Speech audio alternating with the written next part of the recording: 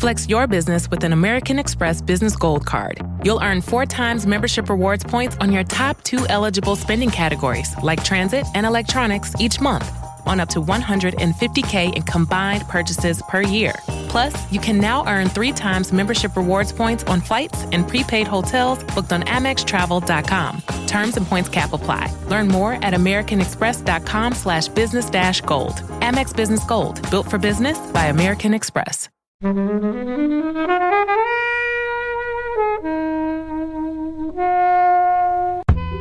can't remember if it's the very first thing we see, but the camera comes in from the window and the sun's rising, and then so the camera moves towards the alarm clock, and I think it says like, what, 6:30 or 7 o'clock. Anyway, it's making you think you're now going to cut to someone on getting up from bed early, but then it cuts and it shows the bed's already made, meticulous, the room is meticulous, he's in the kitchen already or something.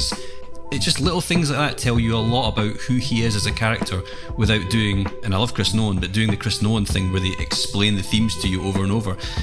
This film I thought was quite good at showing you who he was without telling you. Hello everyone. Joining Flixwatcher today we have Simon. Hello. Stephen. Good evening.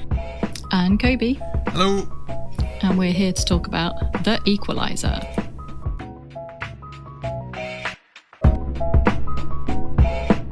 Thank you, as always, to the mighty people for the mighty, mighty tunes. And thanks to Ben from Rockwood Audio for his awesome editing skills. Please do remember to write a review and rate us on Apple Podcasts and anywhere you can do where you listen to the podcast, because it really does help us. And you can join in the conversation with us on Twitter at FlixWatcherPod and on Instagram at Flixwatcher. Hello, film fans. Welcome to Flixwatcher Podcast. Our guests today are Simon and Stephen. Over to you, please, Stephen, to tell the listeners a little bit more about who you are and what you do, please. My name is Stephen. I have been a film critic for about 15-20 years. I used to write for Radio Times, did a bit of writing for The Guardian, for Empire. I still do reviews for BBC Radio Scotland. Are you based in Scotland? I am about 10 minutes away from where Sean Connery was brought up, but I don't have the sexy, cool accent that he does. But you're in Scotland right now, are you? Yeah. I've lived in Edinburgh all my life. The grey utopia that is. No, I've got a lot of time for Edinburgh. One of my happiest times this year was going to Edinburgh for the first time since lockdown happened, and going to the Fringe, which might be a swear word for you guys, but I love Edinburgh. I think it's a fantastic, fantastic city. The festival's a tough time here. It really is. I'm sure it is, yeah. This is the first time I managed to actually get out to like Leith and stuff. Now you got the tram. Now the tram's connected there from the centre to Leith. That was the first time I went outside the city. And we went to Edinburgh Zoo, saw a giant panda. Anyway, this is a film podcast. I was loving the tour of Edinburgh. Yeah. Still not been inside the castle yet. I think I was just like looking at it because I think it looks great. But on the inside, I'm not so fussed about, armour. Simon, who are you? I'm Simon. I liked your description of Edinburgh as the grey utopia. I actually live in the grey dystopia, which is the glorious rainy city of Manchester. How dare you? South. No, It does always rain there. You can't deny that. Most of the time it does. Stereotypes are often true for a reason.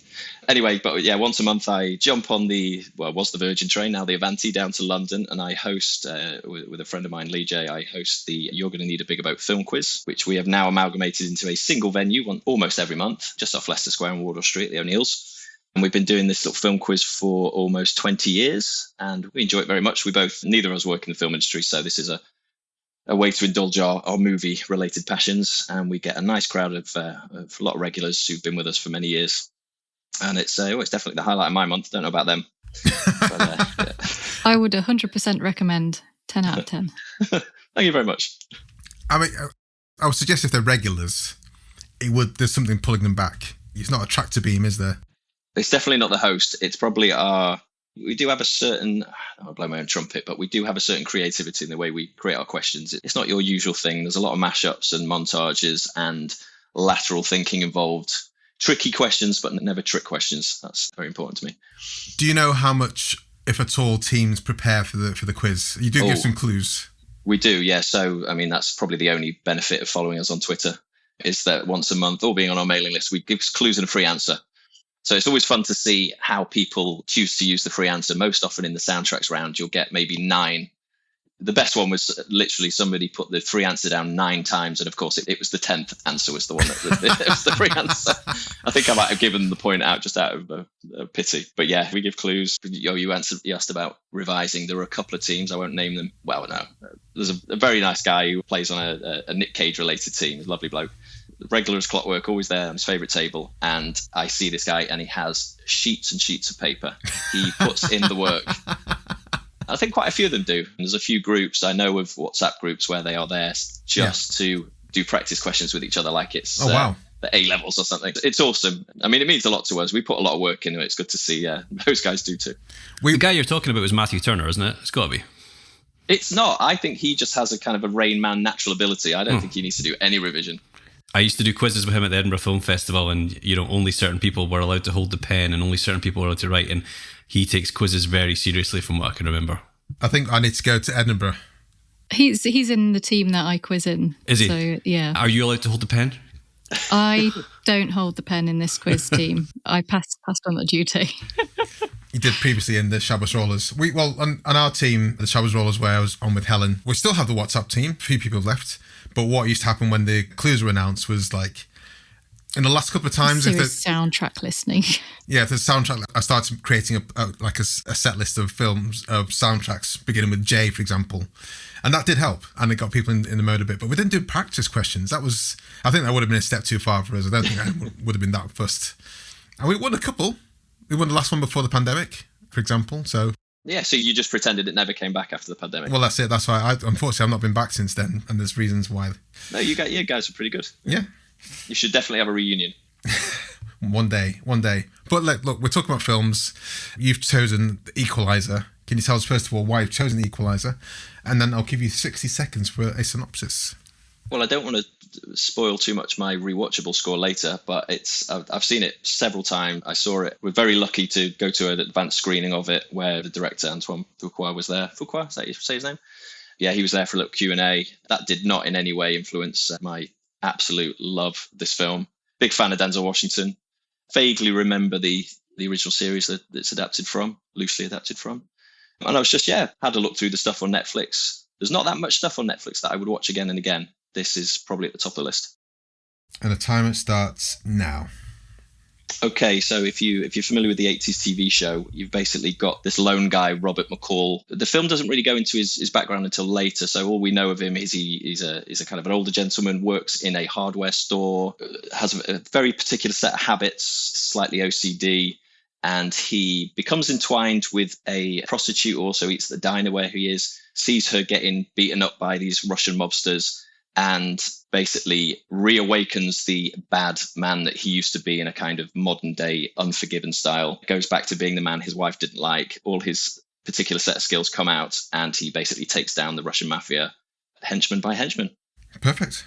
10 seconds left there. So no one here has seen does anyone even vaguely remember Equalizer, the TV show? Yeah. I am sadly old enough to remember it, and it's got that really amazing theme tune at the start by Stuart Copeland. Oh, is it? Yeah, it's just one of the most fantastic pieces of music I think I've ever heard. Apologies for the hyperbole there, but I remember it coming on the TV once a week, and I was more excited by that than, was it Rob Reiner in The Wolf of Wall Street, who plays Leo DiCaprio's dad? He watches The Equalizer every week. Yeah. I was that excited every week just to hear that theme tune, and the show was always okay. It was always fine, but the theme tune at the start was the highlight. The opening title sequence is probably one of the most terrifying bits of TV. It's all your worst kind of suburban nightmares of 1980s New York, of lone women getting stalked by creepy guys and people getting surrounded on subways, graffiti, rubbish.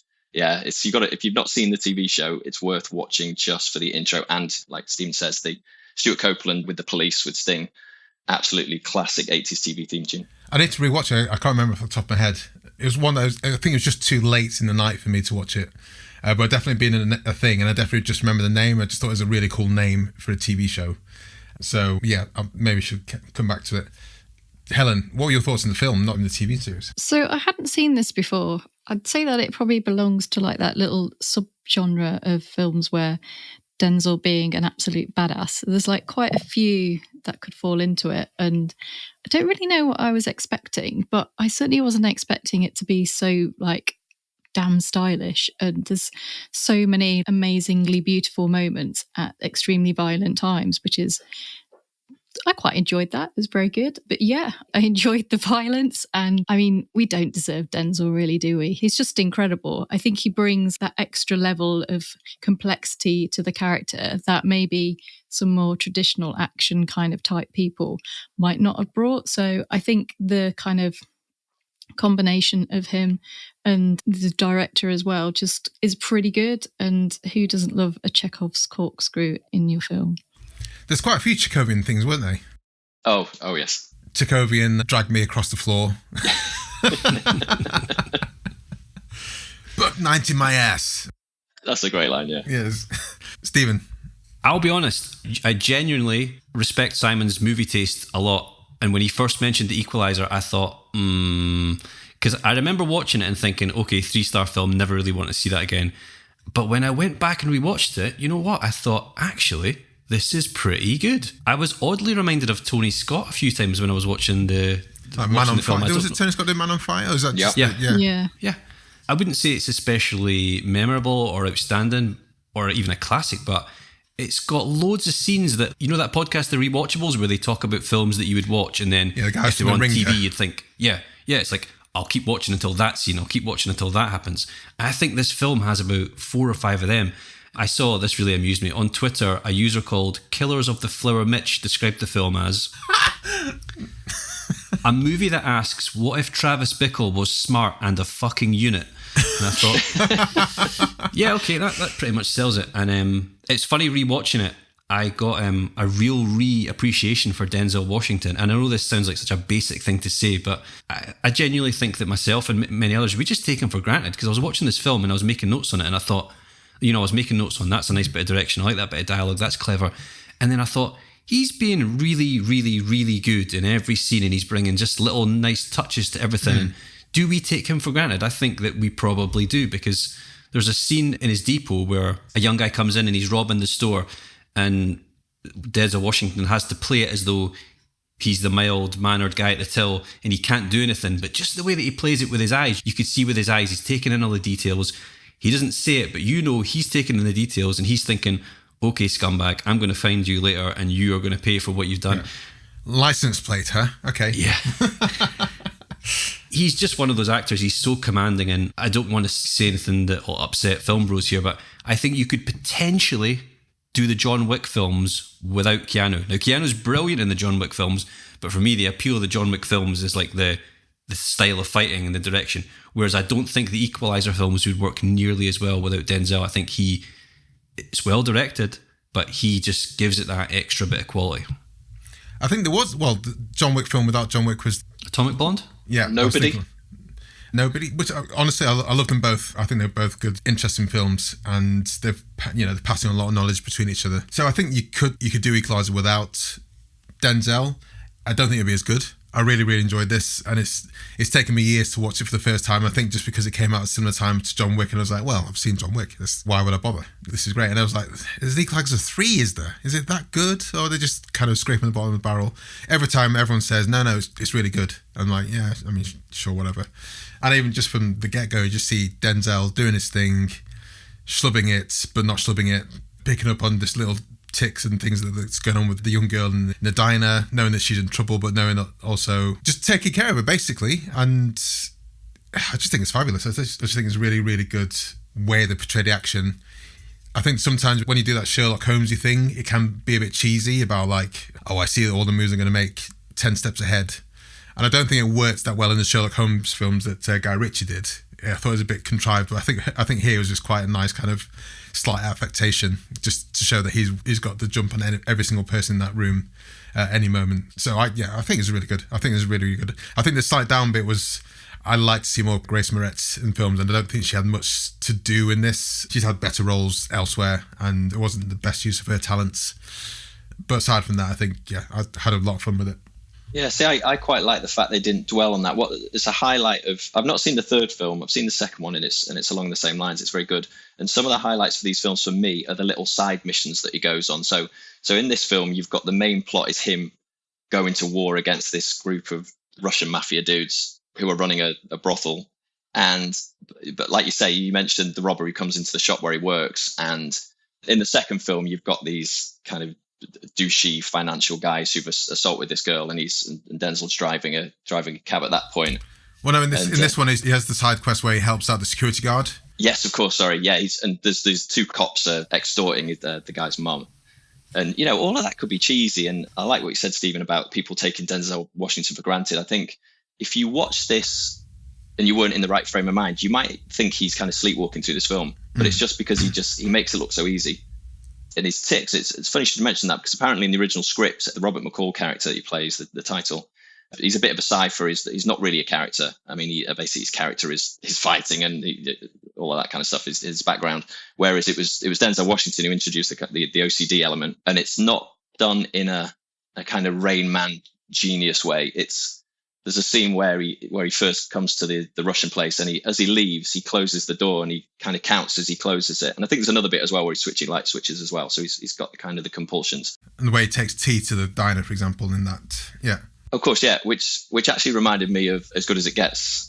Jack Nicholson's got like a germ phobia, and he takes all his own cutlery to the shop. But so Denzel actually came up with his character's background, and often when you hear that, it's quite pretentious. But in this case, I love what they do with the character. I remember the original TV show. So he was an English guy. I can't remember how he was involved in the CIA, but it was Edward Woodward driving a Jag, and there is a kind of a little homage to the Jag. So he was kind of out there ostentatiously with a Jag just hanging around. Yeah, I mean, he's not really, someone who's going to blend into the background. What I love about this, so he was kind of like a posh English guy in New York, in the kind of the grime of New York. What I love about this, it's proper blue collar stuff. You've got this guy, his wife's died previously. So at the start, you don't know anything about his background. He lives in this, it opens in his apartment, which is absolutely freakishly, meticulously clean. Nothing's out of place. He suffers from insomnia, so he spends a lot of time at the diner. He goes to this job at the hardware store. He rides the bus to work. I mean, even when he goes on a mission, he comes back on the bus, which I loved. And, they love him at work. He tells jokes. He's not a complete loner. Yeah, he's hanging out with all the younger kids, and they're like, what did you used to do before you worked here? And he was like, I was a pimp. You're a pimp? And then no. Yeah. I was the guy on the right. Yeah, I mean, and then they look him up, don't they? Yeah, I mean that works in several ways, because obviously he takes down a bunch of Russian pimps. And then I think later on in the big showdown at the end, he plays a Gladys Knight and Pips there track. You go. Yeah, in that big epic showdown. Another Jacobian pull there. Nice. Yeah, I think that the genius of Denzel is that he's completely convincing as a slightly kind of like older dude working in a hardware store, and someone who could destroy every bone in your body and then completely shoot you up with a nail gun. And I think a lot of actors can kind of maybe do the beating up part, and then they're sort of slightly out of place in the other live bit, and they always kind of look like the big guy who's going to bring the action. But he just kind of moves seamlessly between the two. And I just think he just seems to be having a lot of fun with this as well. Because I think that, he's got such a range, and it's not every day that you get to take someone down with a nail gun, I think. So I think with Denzel, we've had Training Day in here before, and that's Denzel, maybe not at his biggest, most ostentatious. He's certainly very gregarious in that role. In this role, he's a lot more played down, and there's lots of shades in between Malcolm X through to like Fences, for example. And no matter what he's doing, the camera's on him. Like when the camera's on him, you can't look away. And yeah, I think it's just a masterclass. I watched The Creator with his son, John David Washington. And I think John David Washington's really, really good. But I was just like, your dad's just got a few notches above there. He doesn't quite have it, does he? That his dad, not yet. Not there yet. I think I need to watch some early Denzel to see where it kind of cranked into place. But certainly somewhere around Training Day. Obviously, I knew about Malcolm X, I knew about other films, but it was around Training Day where I suddenly thought, holy shit, this is the guy, and more power to him. It's funny because you mentioned John David Washington there. Are any of you aware of the TV show Ballers that he was in? Yeah, I hated him in Ballers when in the first few series, certainly. So I didn't know anything about this. Well, I knew about the show, but I didn't know who he was. And 4 episodes in, I remember saying out loud, I'm getting really annoyed at this guy doing this crap Denzel Washington impersonation. I didn't know it was David Washington's son until Tenet. I really had no idea because I don't know. I don't really follow family lineages and stuff. So I knew his last name was Washington, but at no point did I think he's the son of Denzel. Not Black KK Klansman then? Oh yeah, Black Klansman. He was good. I mean, he's also been Black Klansman. He's a really good actor. But you'd not connected? No, I don't think so. Same. Never even occurred to me that Denzel Washington had a son who was an actor. Yeah. I guess it's not someone you know. They look exactly. No, they do, and they sound the same. And in retrospect, it's mad that you wouldn't immediately twig. I think they sound very similar. I think he's got some similar mannerisms. I know Denzel's kind of lost his hair now. Well, certainly has in the Equalizer. He's not actually bald in real life. Yeah, there's something that's like, I feel like I'm watching Denzel, but not Denzel. The Wish version. That's a bit unfair on him, though. He's his own guy. Yeah, I mean, he can grow. Yeah, I mean, totally. Denzel is one of a kind. Like, I don't know whether we'll, the guy can do Macbeth. He can be Malcolm X, and he can pulverize people, and he can do Tony Scott as well. I mean, the people that he's worked with as well, it's just astonishing. Yeah, he's just great. Because Man on Fire is like quietly a lot of people's like high in their list of really cool films to watch, action films, isn't it? And it's an unassuming one again. I think Tony Scott does those kind of films, apart from maybe like Top Gun. It's just had a string of these films where you're like, yeah, that's really cool. Yeah, that's really cool. I like that. But wouldn't necessarily almost have drawn you to the cinema on the first issue, for me at least. I think one of the problems I had with this film the first time is I love Training Day that much that I think it set such a high bar in my mind with Antoine Fuqua's movies that when I saw this, I just thought, oh, that's nowhere near as good as Training Day. But going back and watching it now, there's so many nice little things in it and nice little touches that I like. Spring to mind. I like when he goes to see his old boss and her husband says, are you going to help him? And she says, he didn't come for help. He came for permission. Yeah. Really, that's just a nice line. And a nice bit of direction at the start. So I can't remember if it's the very first thing we see, but the camera comes in from the window and the sun's rising, and then so the camera moves towards the alarm clock, and I think it says 6:30 or 7 o'clock. Anyway, it's making you think you're now going to cut to someone on getting up from bed early, but then it cuts and it shows the bed's already made, meticulous. The room is meticulous. He's in the kitchen already, or something. It's just little things like that tell you a lot about who he is as a character without doing, and I love Chris Nolan, but doing the Chris Nolan thing where they explain the themes to you over and over. This film I thought was quite good at showing you who he was without telling you. Yeah. Did in spite of that, I was like, I know exactly where this film's going to go. Did that get in people's way in any way?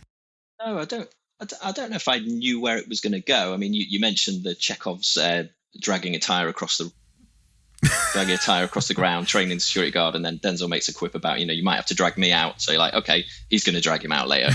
He'll have a hero moment, which is great. It's deserved. But I think on paper, it's just one cliche after another. It's the unassuming guy with the secret CIA past. It's the man on a mission. It's the hooker with a heart of gold. On paper, it doesn't add up. But the way, I think Antoine Fuqua definitely elevates the material, like Stephen just said about the opening scene. None of that involves Denzel Washington, and it just brilliantly sets the scene, tells you a lot about the character. And then, Denzel Washington definitely, I mean, I'm trying to remember, I read the Wikipedia page. There's quite a whole host of people who were considered for this role. And I'm trying to picture this film with anybody but him. And I think it could have really, really failed. He's so good in this role. He does so much with just a glance. He doesn't even say that much. And when he does say things, they sound profound when they come out of his mouth in a way that if it was Jean-Claude Van Damme or Steven Seagal, it would be ridiculous. And he's believable. He's believable as someone who reads. Are they your two touch points? I think right. Or Chris Hemsworth. I like Chris Hemsworth, but he's no Denzel. There's a nice little character detail that when his wife was working her way through the top 100 books or something, and she's died, and he's now taken that on. So he sits in the diner with his book, and that becomes something he talks about with the Chloë Grace Moretz's character. But I mean, in fact, at one point he uses his book as a weapon, which is kind of a John Wick type thing as well. But I can't. I'm trying to think of someone else who could pull this off. I mean, it's not for an adaptation of an 80s TV show about an ex-CIA guy who's now kind of a revenger helping the guy on the street. There could be lots of people who could have done this. But like I said, Denzel just elevates it. You would have laughed out somebody else, but take him seriously. Before we go to the scores, what do we actually make of the action in this? Because it is this, I don't know, the genre, they kind of call it Jerry action. I think even John Wick would fall into that, and certainly like Nobody, just the older person action. How does it compare to those ones, and how does it compare to like traditional like Rambo 80s action? Because we all seem to be quite enamored by it, but I don't think there's any bombastic scene. There was just well placed, well done shots, right? I think from my point of view.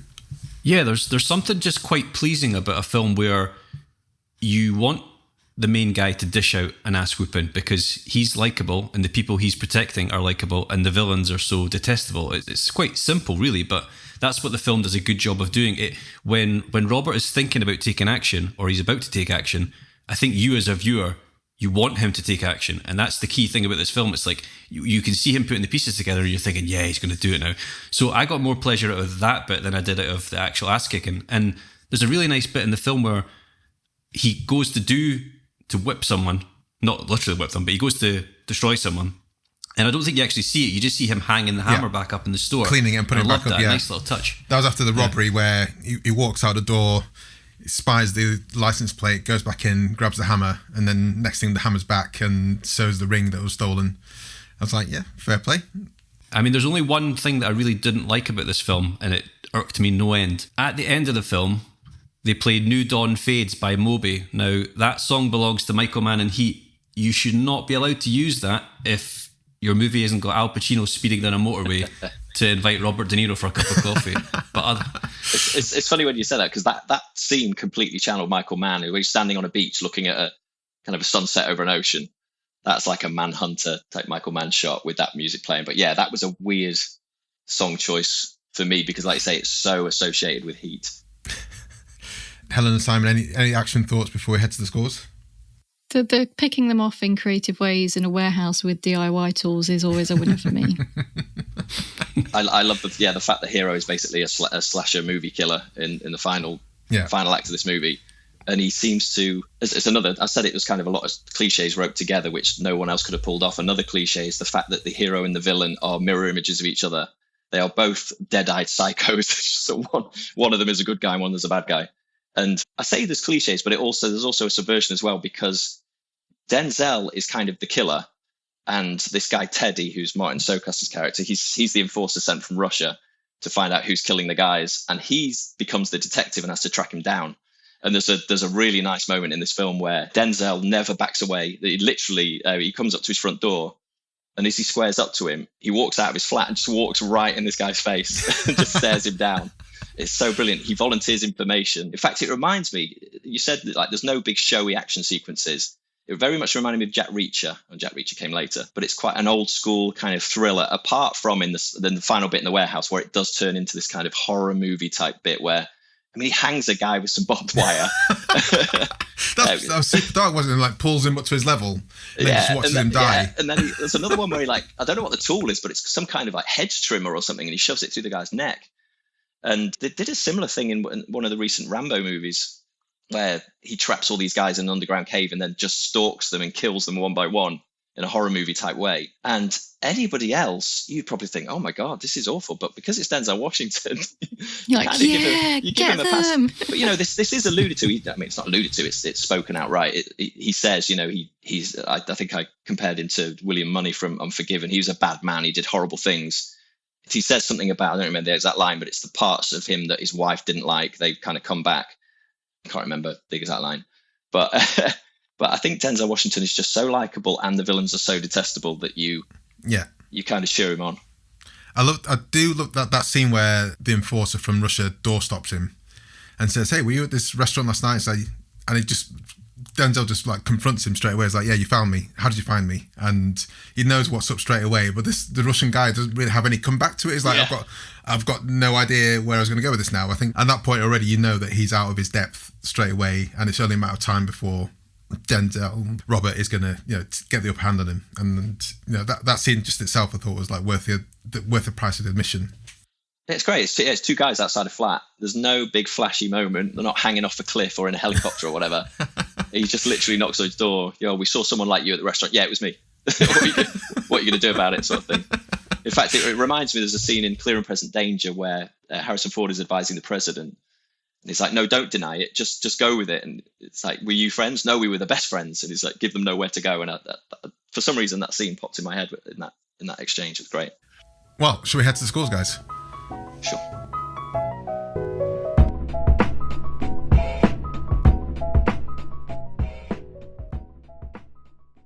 I'm Sam Clements, host of the 90 Minutes or Less Film Festival, another podcast in the Stripped Media family, a podcast that celebrates movies under 90 minutes long. Each episode, I'm joined by a special guest who selects a movie to join our prestigious lineup. Past guests have included fellow Stripped Media family members Martin and Sam from Song by Song, and Kobe from Flixwatcher, and Dave from The Wire Stripped. Search for us now on the app you're currently listening to this podcast, or join us at 90minfilmfest.com.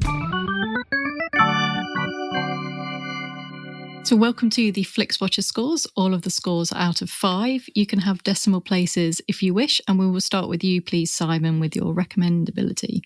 Oh, easy 5 for me. As adaptations of 80s TV shows go, I would say the failures outnumber the successes, but this must be in the top 5, probably in the top 1 of adaptations. Yeah, it's a great film. Recommend it to anyone. Well, no, sorry. I should caveat that. It's very, very violent. If you are a fan of Edward Woodward driving his Jag around 80s New York, you may be slightly shocked by the lengths that the modern day Robert McCall goes to. But if you're into it, yeah, 5 for me. Stephen. Yeah, I'd go 4. Very, very solid film with lots of good stuff in it, and Denzel just doing what he does, elevating any scene he's in and being generally much better than we potentially give him credit for. Again, if you watched it once, like I was saying earlier, if you've watched it once and didn't think much of it or thought that's a 3-star film I'm never going to watch again, I'd highly recommend going back and give it another chance. If you are missing Tony Scott and you've got a Tony Scott shaped hole in your life, this could fill that. Helen. Yeah, I wasn't expecting it to be as good as this, and I just think it's just incredibly stylish, as well as all of the other things that we've mentioned. It does earn its 18 certificate, so it is quite violent. And yeah, I don't know whether it kind of tells a new story, but I think it tells a engaging story really, really well. So I don't think it'll be for everyone, but I would probably say that it's definitely on par with kind of the John Wick films. So if you like them, then I don't know why you wouldn't like this. So I'm going to give it a 4.3. Going 4.5 here. I had been an outlier. Lots of people, including our former Shabba's Royals captain, Ben Dads, did say, Kobe, I think you really, really like this film. I was like, nah, it makes no sense. So I apologise, Ben, if you're listening, I should have taken your advice. Although I quite like the fact now I can watch 1, 2 and 3 quite easily together. And I think that'll be a lovely weekend when the wife and kids are away, if that ever happens. So 4.5, violent. So it's going to take it down a few notches because you can't recommend it to everyone, but they're still high.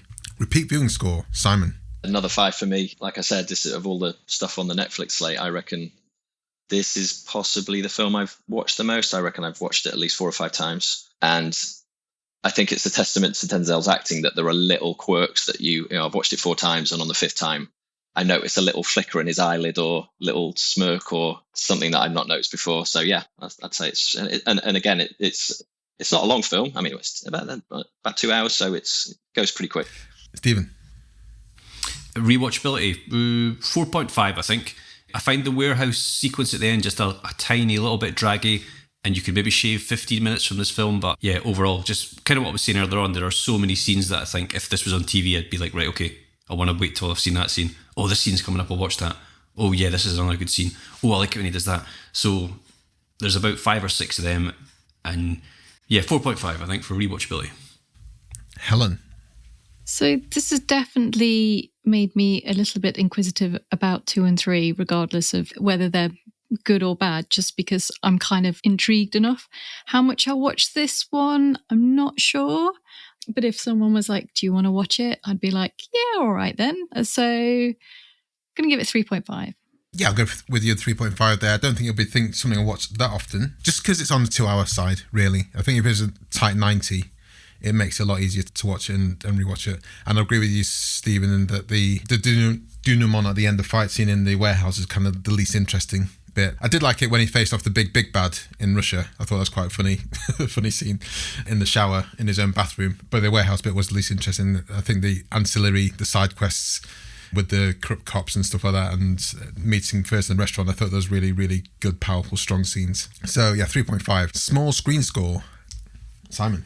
I would say I was going to go for a 4.5 for this. I've seen it in the cinema and I've seen it on the TV several times, and it didn't really lose that much, I think. Stephen? Probably a 3.5 or a 4, because I don't think this is a film that you definitely need to see in the cinema. This is definitely one you could watch on your TV, on your laptop, and it wouldn't lose much. But going back to something I think Simon said about 5 minutes ago, is Denzel does so much with his eyes in this film that it is good to watch it on a bigger screen if possible. Like if I was watching that on my phone, which I obviously never do, but if I was watching this on my phone, I might have missed some of the little flickers in Denzel's eyes and the things that he does with them. So, but yeah, you could easily watch this on your TV and get just as much enjoyment out of it. So you said 3.5 or 4? Which one? 3.5, yeah. Helen? Yeah, I think this would have looked really, really, really good on the big screen, but I didn't have the opportunity because, like you, I also didn't take heed of Ben telling us to go and see it. So that chance has passed me by, but I really enjoyed watching it at home. Am I going to see the third one at the cinema? I'm not sure whether I'm quite into that. So I'm going to give it 4.5. Yeah, I think it's a 4. I think it's one of those things, it translates quite well to the smaller screen TV viewing experience. But I think if I had 6 hours to kill and Prince Charles Cinema had Equalizer 1, 2 and 3 trilogy, I'd be happy as a pig in shit for those 2 hours. I think it'd be a really fun way to spend that time. So I'd quite like to see it in the bigger screen. And I think the collective experience would be quite palpable with this as well. Engagement score, Simon? I watched this one, well, the last time I watched it recently for this podcast, I watched this all the way through. It kept my attention, even though I've seen it several times. Enjoy every minute of it. When you're saying that as like a badge of honour, you might need to qualify that as like a, I don't know, that's something you not normally do? Watch a film all the way through? Sorry, no, I should say that, because most people think, what, you can't sit through 2 hours of the tension? But yeah, unfortunately life gets in the way with 3 children and about 4 jobs. So time is precious. And yeah, this one, I would probably go 4.5, I reckon. Stephen? Yeah, I would go 4.5 as well. And let me sort of expand on that slightly in saying that, you know how I said at the start that I didn't really fancy rewatching this? So what I was going to do was I put it on, I thought, right, I've got some spare time now, I'll watch half an hour tonight and I'll maybe watch an hour tomorrow night. And I think I was lying on my couch and I was probably at 10 degrees when I started watching it. And then after sort of 20 minutes, I thought, oh, this is getting good. This is quite, I kind of want to keep watching this. And I just got sat up and straighter and straighter and straighter. And then I found the whole thing went by and I was like, yeah, that was bloody good. And I was completely gripped. Apart from at the warehouse, I was thinking, you should end now. But apart from that, yeah, it pulled me in so much that I watched the whole thing. And again, that's not because I'm lazy or whatever, or can't watch a 2-hour film. It's just because that's what happens.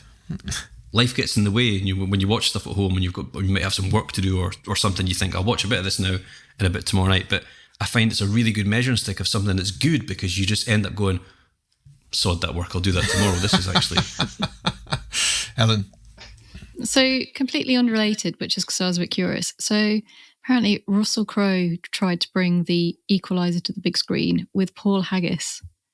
Oh, imagine it would have been shaky cam. No, not Paul Haggis. That's Paul Greengrass I'm thinking about, isn't it? Yeah. So I wouldn't want to watch Russell Crowe in this, I don't think.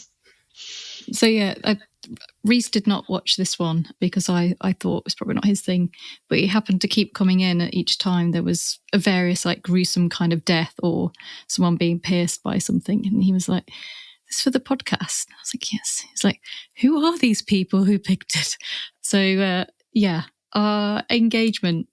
I was pretty engaged all the way through. I think, similar to you, Stephen, it kind of surprised me about how engaged I was, because I was kind of thinking, I kind of know the vibe. But yeah, I was 4.5. I'm going to go with that as well.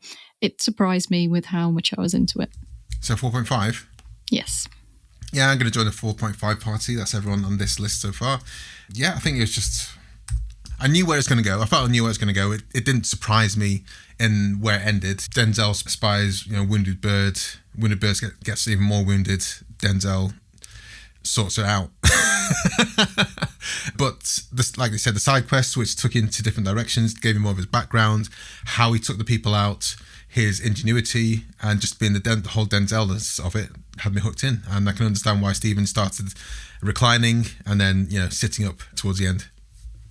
So that gives an overall score of 4.30000. That's pretty high. Yeah, absolutely. So it was very decent. Sorry, I love Stephen's metric of the angle of your body as a measure of how great a film is. Yeah. Guys, thank you very much for joining us. Can you tell us where we can find you online, and we'll say goodbye to the listeners? Yeah, you can find us at the quiz. We're roughly once a month at the Flamingo Room at O'Neill's on Wardour Street in London. We are online at film-quiz.com, Twitter, film_quiz.com, and on old-fashioned Facebook as well, Big About Film Quiz. I'm on Twitter at The Naked Pun, so you can find all my film stuff there. And if you've seen Trainspotting 2, the scene when Begbie is in prison, I live 30 seconds from that glorious location if you are so inclined to stalk me. Happy hunting. We've just been watching Equalizer. Happy hunting's not the way you want to sign off there. No. Thank you very much, guys. It's been a pleasure. Thanks so much for coming on. Thanks. Bye. Bye. Cheers. Bye-bye. Enjoyed this episode of Flixwatcher podcast? Why not leave us a 5-star review on iTunes? You can also follow us at FlixWatcherPod on Twitter, and we're at FlixWatcher on Instagram. Thanks as always to the mighty people for their mighty tunes and Rockwood Audio's editing skills. If you're looking to get your podcast edited as sweet as this, get in touch with Rockwood, ROKK Wood Audio. Tell them Flixwatcher sent you.